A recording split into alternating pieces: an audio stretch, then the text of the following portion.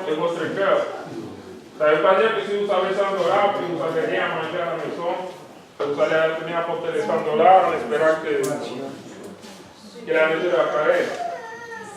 Mais il faut donner avec le cœur, c'est ça qui est important. C'est pas, comme je vous ai dit, c'est pas, il n'y a pas un montant X, comme dans l'ancienne alliance, on donnait 10%.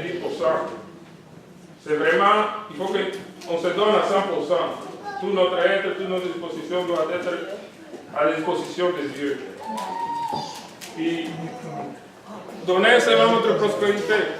Chacun de nous doit être capable de savoir comment il peut donner. Mais faire attention, comme je vous ai dit, de ne pas penser à toutes les choses que nous n'avons pas besoin. Comme il y a des gens qui disent, oh, je dois me payer un voyage, je dois m'acheter de nouveaux souliers qui sont à la mode, et telles choses, puis après ça, tu restes, il veut prendre ça pour l'amener à Dieu. Quelqu'un qui tient à cœur l'œuvre de Dieu et son Église, à chaque moment, il pense d'abord à l'œuvre de Dieu. Et si vous le faites comme ça, si vous n'êtes pas attaché aux choses matérielles, je vous garantis que vous allez donner de votre cœur.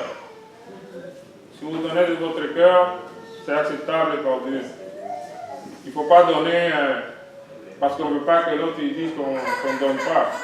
Il faut vraiment donner volontairement. Il y a une autre question ou opinion? Oui.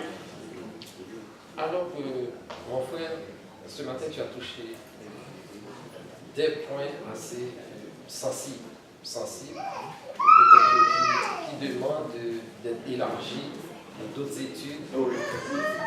Parce que le sujet, c'est donner. Oui. Donner à Dieu. Et qu'est-ce que l'Église a à se partager entre elles.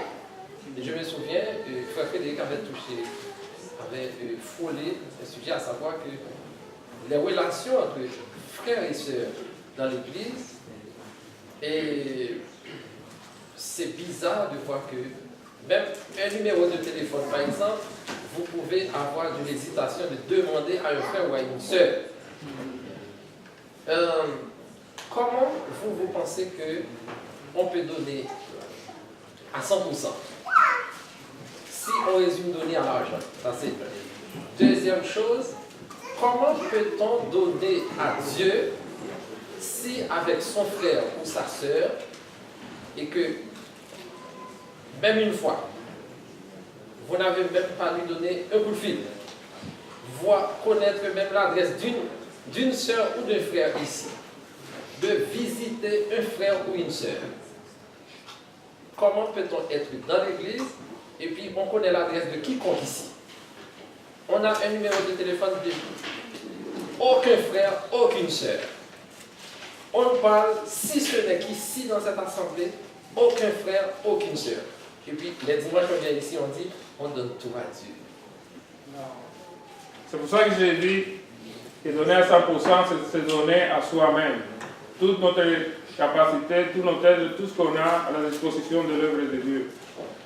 Les frères en Christ, comme je dis, nous sommes partie du corps de Christ. Et nous ne devons pas être indifférents envers nos frères. Nous devons les aimer parce que la parole dit, si quelqu'un n'aime pas son frère, qu'il voit comment il peut aimer Dieu qu'il ne voit pas.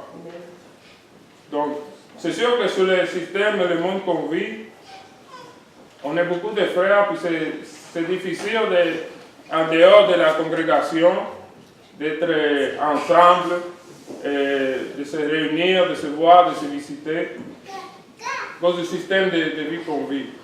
Mais comme vous dites, nous devons, comme frères, faire l'effort en dehors de la congrégation, visiter nos frères, donner ce qu'eux ont besoin, que nous en avons de plus. Comprendre que nous sommes le corps de Christ. Nous ne sommes pas chrétiens, vous êtes chrétiens de votre côté, moi de mon côté.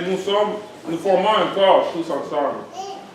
Donc, pour que ça soit fait correctement, nous devons aimer nos frères. Comme la parole dit, si quelqu'un n'aime pas son frère, peut voir comment il peut aimer Dieu qu'il ne voit pas.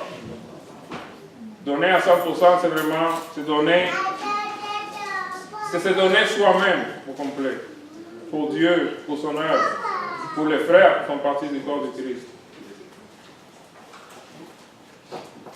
Alors, je ne sais pas si j'ai répondu à votre question.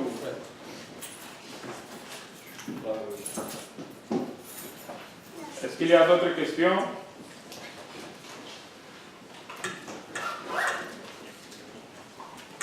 Bon, merci beaucoup de m'avoir écouté et que Dieu vous bénisse. Amen.